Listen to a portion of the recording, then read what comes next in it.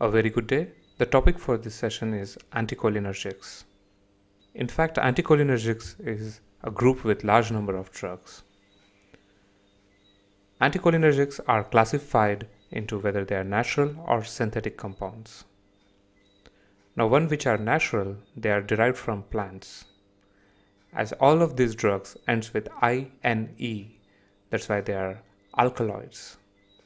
For that matter, any drugs in pharmacology which ends with INE are natural alkaloids, and they are derived from plants. Now, examples of the drugs which are natural are atropine, hyoscyamin, and scopolamine. And one which are synthetic or semi-synthetic are tropicamide, dicyclomine, cyclopentolate, ipratropium bromide, oxybutynin, clidinium, glycopyrrolate, homatropine, benztropine, tolterodine, propanthelin, and various other drugs. Mechanism of action of anticholinergics are simple, that is, it blocks or it competitively blocks all the muscarinic receptors. Some anticholinergics are selective in blocking one particular type of muscarinic receptors. All the cholinergic antagonists, that's why they are competitive, means they competitively inhibits acetylcholine, or they compete with acetylcholine to bind to these receptors and thereby inhibiting the action of acetylcholine. And one important thing you must remember is cholinergic antagonists or anticholinergics, they block only muscarinic receptors but not nicotinic receptors. The pharmacological actions of anticholinergics are exactly opposite to cholinergic drugs. So let's see those actions. Anticholinergics causes mydriasis of the pupil by inhibiting the acetylcholine effect on the pupil, and it blocks M3 receptors on the constrictor pupillae as well as the ciliary body. Anticholinergics typically causes dry mouth by reducing salivary secretion. They also reduce lacrimal secretion, and they also reduce the sweat and causes dry skin. Anticholinergics can cause bronchodilation of the bronchi, and they basically relaxes the bronchial smooth muscles by antagonizing M3 effect. Anticholinergics on heart, it causes increased heart rate by inhibiting the vagus nerve. This effect is called as vagolytic effect, where it inhibits M2 receptor, it blocks the effect and causes increase in the heart rate. Anticholinergics in the GI tract, it inhibits the acid secretion, it reduces the GI motility, and again here it has vagolytic action on the GI tract. Anticholinergics also are known to relax the gallbladder and also known to relieve the gallbladder pain. Anticholinergics are known to relax the detrusor muscle and as well as contract bladder sphincter, and thereby it can relieve the pain associated with the bladder. And atropine is also known to relax the anal wall and contract the anal sphincter. The prototype of anticholinergic group is atropine. As atropine is prototype, it is not used in all the conditions. The main reason being this is atropine has systemic side effects. In such conditions, atropine-like drugs can be used in those conditions with minimal side effects, and thus these drugs are called as atropine substitutes. Now let's discuss anticholinergics depending on their clinical uses. Now first we'll discuss atropine substitutes in ocular condition.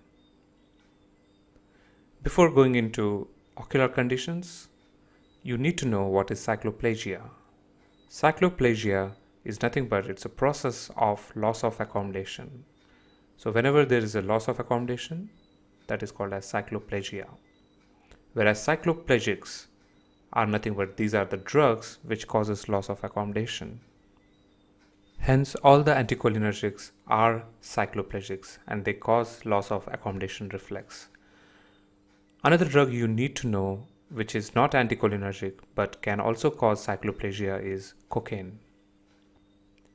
Why atropine is not used in ocular conditions? The main reason being this is they are strong cycloplegic and they have a longer duration of action, that is, in days. Hence, the effect can last more than longer. Hence, the specific atropine substitutes used are tropicamide, cyclopentolate. These two drugs are used for ocular conditions, and the effect in the eye is they cause passive mydriasis by blocking M3 receptors in the sphincter pupillae. The major uses of tropicamide and cyclopentolate is for refractory testing, where they can get accurate refractory testing. They are also used for fundoscopic examination to visualize retina, and also they can be used alternate with miotics like pilocarpine or physostigmine to break adhesions between the iris and the lens, called as Syne-K. And these drugs are preferred mainly because they are shorter acting and they cause less cycloplegia as compared to atropine. That's why these drugs are preferred in adults, because of their shorter action. But whenever strong cycloplegia is required, then you prefer atropine. Atropine is used specially in children because children have a strong ciliary body tone. Atropine substitutes in respiratory conditions. Anticholinergics have effects on respiratory system, that is, it causes decreased secretions from nose, mouth, pharynx, and bronchi. They relax smooth muscles in the bronchi and bronchioles. They cause passive bronchodilation. They also decrease airway resistance and bronchodilation. Atropine substitutes used are ipratropium bromide, tiotropium bromide. Because of their bronchodilatory property, they are used in bronchial asthma as well as exercise-induced bronchospasms. And they are also used for chronic obstructive pulmonary disease for long-term use. Atropine substitutes used in GI condition. Anticholinergics are known to affect GI tract by decreasing GI acid secretion, relaxing smooth muscles, and thereby decreasing the GI motility and peristalsis. The atropine substitutes used in the GI conditions are tilenzepine, pyrenzepine. Both of these drugs are M1 selective. The use of these atropine substitutes in GI conditions is for peptic ulcer disease, and for peptic ulcer disease, it's a mild acid suppressant whose effect can be comparable to H2 blockers. The second use is irritable bowel disease, and as well as it can be used in GI hypersecretory states. Atropine substitutes in genitourinary conditions. Anticholinergics mainly relaxes detrusor muscles of the bladder and as well as increases constriction of the internal sphincter. The atropine substitutes used in these conditions include oxybutynin, flavoxate, tolterodine. The uses of the atropine substitutes in genitourinary conditions are reflex neurogenic bladder, where there is bladder incontinence, any other bladder incontinence conditions, and not only that, in addition, it can be useful to relieve dysuria, urgency, frequency, and as well as pain with genitourinary infections. Hence, it can be used as antispasmodics. And hence, atropine substitutes can also act as antispasmodic, and it's because they cause non-specific direct relaxant effect on the smooth muscles. They decrease spasm of the GI tract, biliary tract, ureter, as well as uterus. The atropine substitutes used as antispasmodics are dicyclomine, flavoxate, oxybutynin, tolterodine, and trospium chloride. The uses of atropine substitute in spasmodic conditions. The conditions are GI spasms or any abdominal pain due to spasm, dysuria with genitourinary infections, dysmenorrhea, and biliary colic. Next, atropine substitutes in Parkinsonism. Anticholinergics are known to decrease cholinergic activity in substantia nigra, thereby increasing the dopaminergic activity, and this leads to decrease in the muscle rigidity and muscle tremors. The atropine substitutes which are preferred are the drugs which can cross blood-brain barrier easily and can have selective effect on the substantia nigra. Hence, the used drugs are benztropine, trihexyphenidyl, and procyclidine. The uses of atropine substitutes are Parkinson's disease. Now, in the Parkinson's disease, anticholinergics are not the mainstay of treatment. Actually, anticholinergics are used as adjuvant to Parkinson's disease, in addition to levodopa-carbidopa and other dopamine agonists. Anticholinergics are the drug of choice or the main drug for the treatment of drug-induced extrapyramidal reactions. Now, there are some drugs in pharmacology which are known to induce Parkinsonism, and that's why they are called as drug-induced Parkinsonism. Now, the drugs which can induce Parkinsonism are typical antipsychotics like chlorpromazine, haloperidol, flupentixol, and prokinetic agents like metoclopramide also can induce Parkinsonism. And all these drugs mainly induced Parkinsonism by blocking D2 receptor in the substantia nigra. And in order to do that, they have to cross blood-brain barrier. Next, atropine substitutes used as pre-anesthetic medication. Anticholinergics are known to have very good anti-secretory property, and it's known to inhibit vagal stimulation. And for pre-anesthetic medication, those anticholinergics are preferred which does not cross blood-brain barrier, and they should not have any CNS effect. And these anticholinergics, they have longer duration of action in relation to the atropine, and they produce less cardiovascular stimulation than atropine. Hence, the preferred atropine substitute for pre-anesthetic medication is glycopyrrolate. And the use of glycopyrrolate is mainly to block the effects of vagal stimulation during anesthesia and surgery. I have already discussed the importance of atropine in my previous lecture videos in OP poisoning. Now, atropine is a very important drug for the treatment of organophosphorus poisoning because it reverses all the symptoms caused by organophosphorus compounds. The use of atropine typically is given in 2 mg every 2 to 3 minutes until complete atropinization.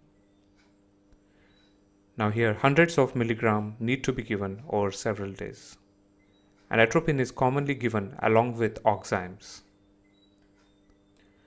Another natural alkaloid beside atropine is scopolamine.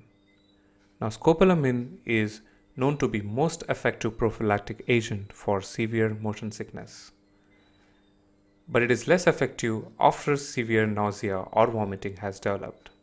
So, scopolamine can be a very good drug to prevent motion sickness.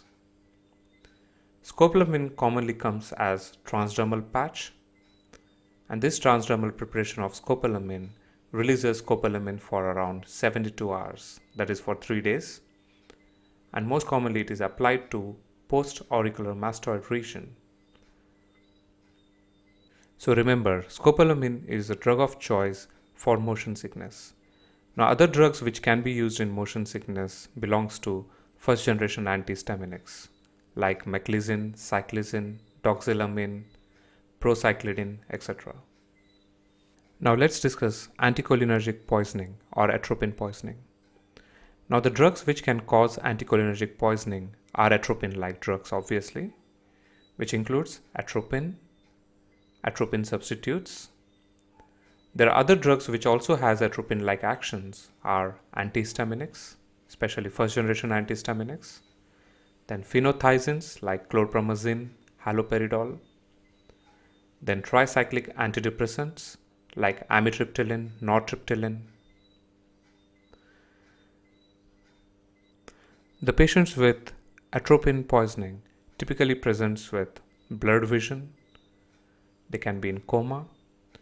They have decreased bowel sounds, delirium, dry skin, high body temperature, flushing, hallucinations, paralytic ileus, memory loss, that is, we call it as amnesia, and mydriasis, dilated pupil, myoclonus, psychosis, seizures, and as well as urinary retention. The treatment of anticholinergic poisoning is physostigmine, which is an anticholinesterase. Physostigmine is typically given as slow IV infusion.